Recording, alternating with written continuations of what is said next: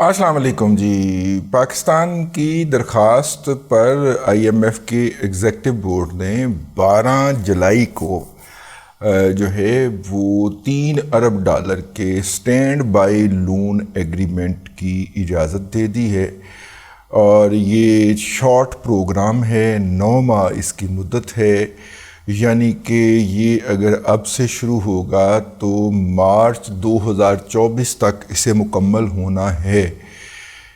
اس کے نتیجے میں جو ہم نے اقدامات کیے ہیں یا اس کے کیا فوائد ہو سکتے ہیں، اس کے اوپر تھوڑی سی بات کریں گے، اور خاص طور پہ اس ماتم کی بھی بات کریں گے جو اس وقت پی ٹی آئی یعنی عمران احمد خان نیازی صاحب کی پارٹی کی صفوں کے اندر برپا ہے، اور جو گالم گلوچ جو ہے وہ اس وقت فرما رہے ہیں، اور جو تانے مینے فرما رہے ہیں، اور سوشل میڈیا کے اوپر ایک طوفان بدتمیزی مچا رکھا ہے انہوں نے، اس کا بھی جائزہ لیں گے کہ اس میں تکلیف کیا ہے۔ عمران احمد خان نیازی صاحب نے جب پاکستان کا ڈیفالٹ پلان کیا تو اس سے پہلے انہوں نے 2 کام کیے۔ ایک تو انہوں نے ان کے خلاف جو جینون کیس جس میں پی ٹی وی پہ حملہ کرنے کا جو جرم تھا، اس کے اندر خود کو عدالت سے بے گناہ قرار دلایا، اس نے بھی اور دندان ساز نے بھی۔ انہوں نے ڈرامہ کیا، یہ تو خیر نہیں گیا عدالت، اب عدالتیں چڑھنا پڑ گیا نا۔ دندان ساز تو باقاعدہ ڈرامہ کر کے عدالت کیا، اپنی مرضی کا جج لگوایا۔ جج جو تھا وہ پی ٹی آئی کے ایک عمرانڈو یوتھیے کا بھائی تھا، اس کے ذریعے ان دونوں نے اپنے کیسز ختم کروائے۔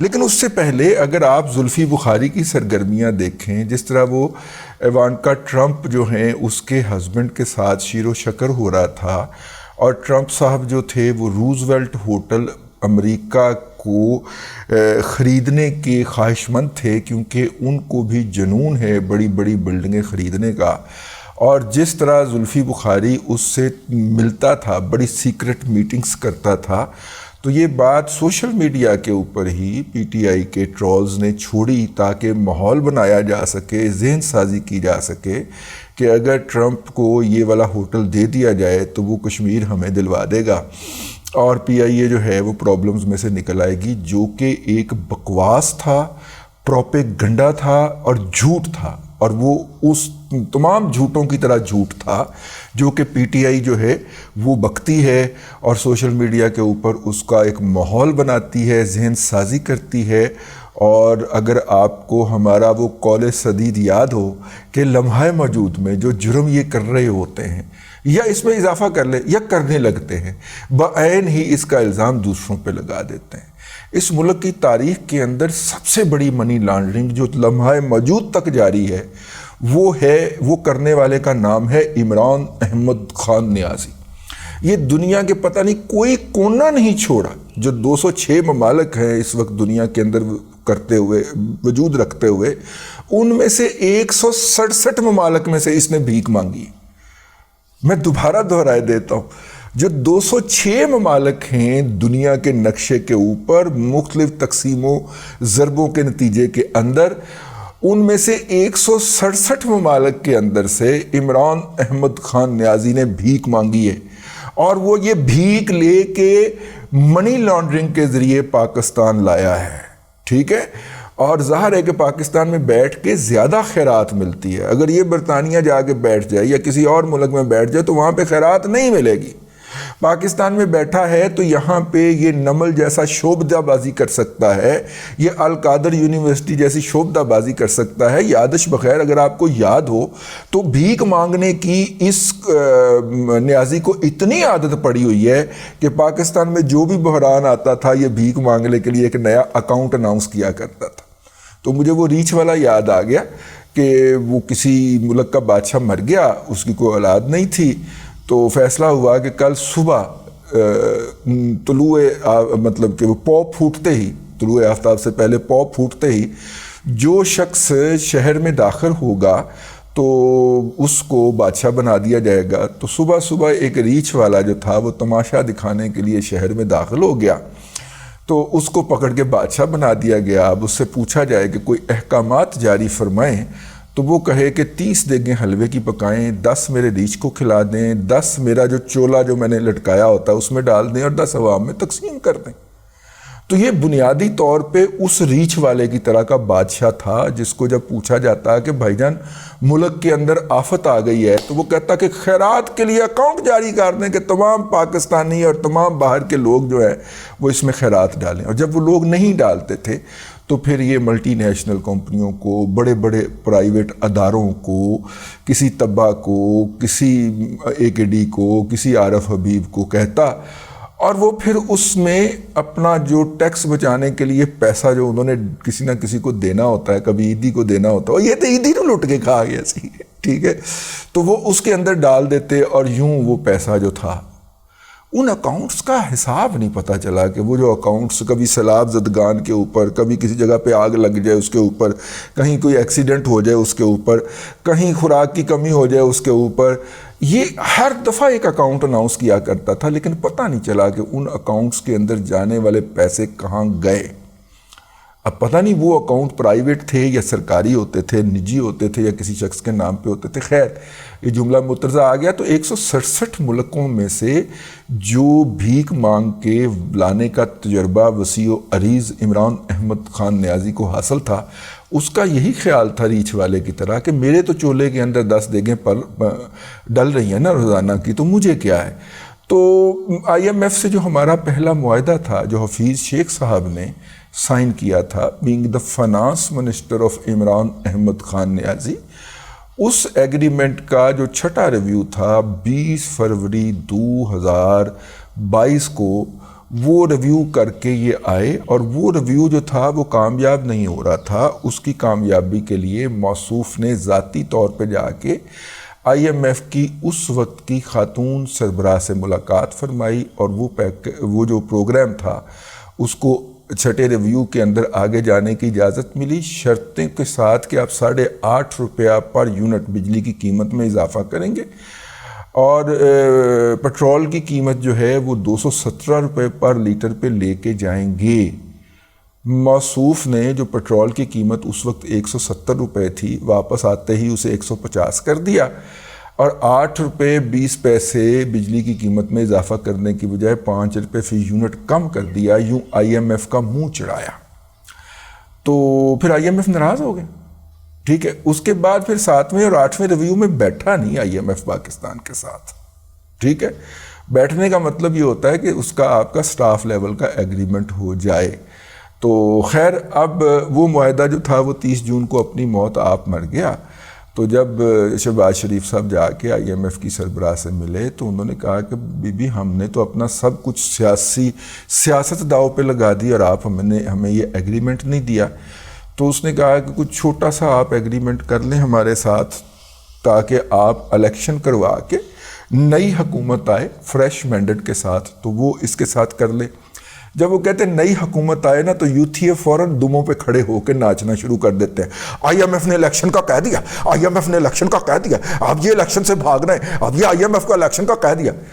ماما ذہنی طور پہ مجہول القوم الجاہلی للعقل المحدود، ٹھیک ہے۔ او بھائیان IMF کس نال گال کرے، مینڈیٹ ہی نہیں ہے اس گورنمنٹ کے پاس اگلے 1 ماہ کے بعد، تو یہ اس میں تو نہیں ہونا تھا۔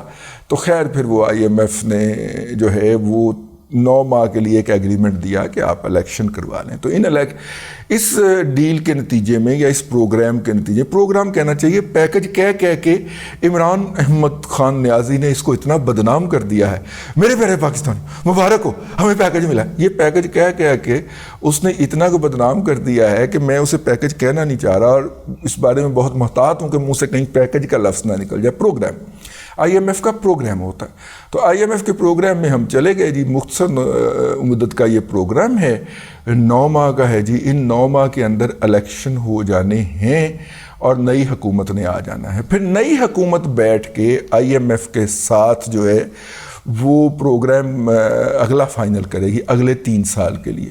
تو میں پاکستان کے اندر سیاسی حالات کے اندر تبدیلی جو ہے اگر کوئی آنی ہے تو IMF کے 3 سالہ پروگرام جو فروری میں فائنل ہوگا یا مارچ میں فائنل ہوگا اور اپریل سے دوبارہ امپلیمنٹ ہوگا، اپریل 2024 سے، اس کا مدت مکمل ہوگی اپریل 2027 میں. تو اگر کوئی اگلا سیاسی اپ ہیول آنی ہے، یہ ہمارے فوجی بھائیوں کے دل کے اندر قوموں ہونا ہے کہ خزانے کے اندر ڈالر بڑے آ گئے ہیں، تو اب جناب جو ہیں یہ ہمیں دیے جائیں. جس طرح سی پیک کے نتیجے میں ان کے دل کے اندر بڑا قوموں ہو گیا تھا کہ جناب یہ سی پیک کے جو ہمیں سہولت حاصل ہے وزیرستان سے کوبالٹ چوری کر کے چائنا کو بیچنے کی، بے نامی ٹرکوں کے اوپر رات کو کرفیو لگا کے ہم یہ 400 500 ٹرک نکالتے ہیں اور بیچ دیتے ہیں، اور کمانڈنگ افسر صاحب جو ہیں وہ اربوں پتی خربوں پتی بن جاتے ہیں. تو اگر یہ ایگریمنٹ ہو جاتا ہے تو یہاں پہ فیکٹری لگ جائے گی، وہ کوبالٹ بنا کے لے جائیں گے اور یہاں پہ 4 لوگوں کو مزدوری مل جائے گی اور ان کو بھی پتہ چل جائے گا کہ یہاں پہ اتنے خزانے پوشیدہ ہیں.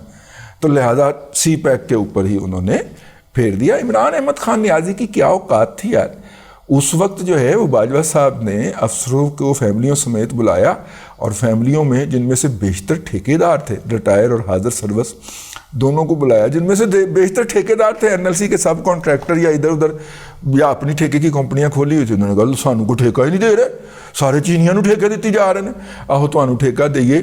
اور لاہور کا رنگ روڈ پچھلے 20 سال سے نہیں بن پا رہا ہے. کیانی کے بھائی کو ٹھیکہ دیا تھا نا، تو 20 سال سے نہیں بن پا رہا، لاہور کا رنگ روڈ مکمل ہی نہیں ہو پا رہا. آپ کو ٹھیکہ دیں تاکہ آپ بیڑا غرق کر دیں اس پروجیکٹ کا اور آپ کو کوئی پوچھنے والا ہی نہ ہو. جس طرح K4 جو کراچی کو پانی فراہم کرنے کا پروجیکٹ تھا، اس میں جتنی کیپیسٹی کراچی کو پانی کی ملنی تھی اس کا 33% سپلائی ہوا، اور سارے پیسے جرنیل صاحب لے کے چلے گئے. اور جرنیل صاحب کے خلاف کوئی بات کرے تو غداری ہے، لیکن واپس آتے ہیں اپنے موضوع کے اوپر. تو یہ جو معاہدہ ہے 9 مہینے کا، اس کے تحت جو ہے وہ IMF جو ہے وہ پاکستان کے مالیاتی نظام کی نگرانی بھی رکھے گا اور پاکستان کے اوپر مہر بھی لگا دے گا، جس کے نتیجے میں پہلی جو ہمیں ایڈوانٹیج ملے گا. ویسے بائی دا وے بلومبرگ کی رپورٹ آ گئی ہے، اس نے کہا ہے کہ پاکستان ڈیفالٹ کرنے سے بچ گیا ہے. ٹھیک ہے، بڑی تکلیف ہے اس کی عمران احمد خان نیازی اور اس کے یوتھیا مجہول القوم الجاہلیہ للعقل المحدود کو بہت تکلیف ہے. توے دے اتنے بیٹھے ہوئے نے، تشریف رکھ کے توے کے اتنے بیٹھے ایسے پھڑکی جا رہے ہیں. ٹھیک ہے، تو بلومبرگ نے بھی اپنی رپورٹ جاری کر دی ہے. وہ مطلب کہ عالمی ایک فرانس کا چینل بھی ہے، میگزین بھی ہے، ویب سائٹ بھی ہے. انہوں نے کہا جی پاکستان بچ گیا ڈیفالٹ ہونے سے. ان کو یقین ہے، یوتھیوں کو یقین نہیں ہے.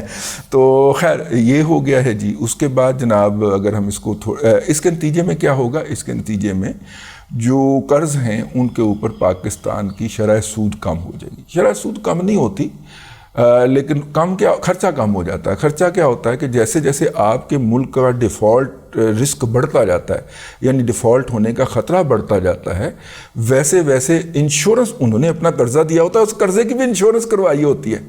تو ویسے ویسے انشورنس کمپنی جو ہوتی ہے نا، وہ انشورنس کا پریمیم بڑھاتی جاتی ہے.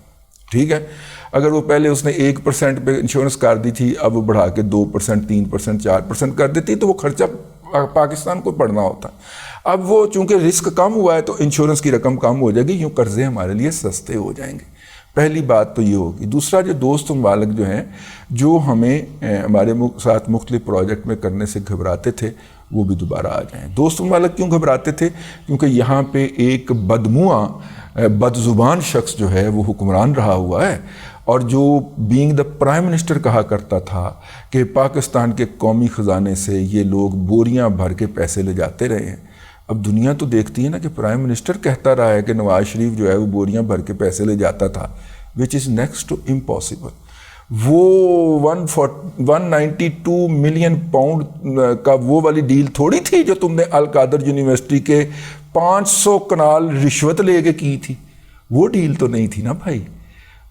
ٹریجری اکاؤنٹ نمبر 1 میں 3.5 سال وڈے منہ والا شہزاد اکبر بہو کرتا رہا، ایک آنے کی کرپشن ثابت نہیں کر سکا. ٹھیک ہے، آج دن ہے جب نواز شریف صاحب واپس آئے تھے اپنی بیمار بیگم کو چھوڑ کے اور گرفتاری دی تھی. تو اس موضوع پہ پھر ہم بات کریں گے، لیکن IMF کا میں نے کہا کہ پروگرام کا جو ہے وہ آپ کی خدمت میں عرض کر دیا جائے. اس کے فوائد ہیں جی. پاکستان ڈیفالٹ سے بچ گیا ہے اور پاکستان کے اوپر مالیاتی دباؤ کم ہو جائے گا، اور مستقبل قریب میں جب پاکستان 3 سال کے لیے IMF کے اگلے نئے پروگرام میں جائے گا تو سیاسی استحکام بھی آئے گا اور مالیاتی استحکام بھی آئے گا۔ اب تک کے لیے اتنا ہی، اگلے ولاگ میں پھر حاضری ہوگی۔ اللہ تبارک و تعالیٰ آپ کو آسانیاں عطا کرے اور آسانیاں خلق خدا میں تقسیم کرنے کی توفیق عطا کرے۔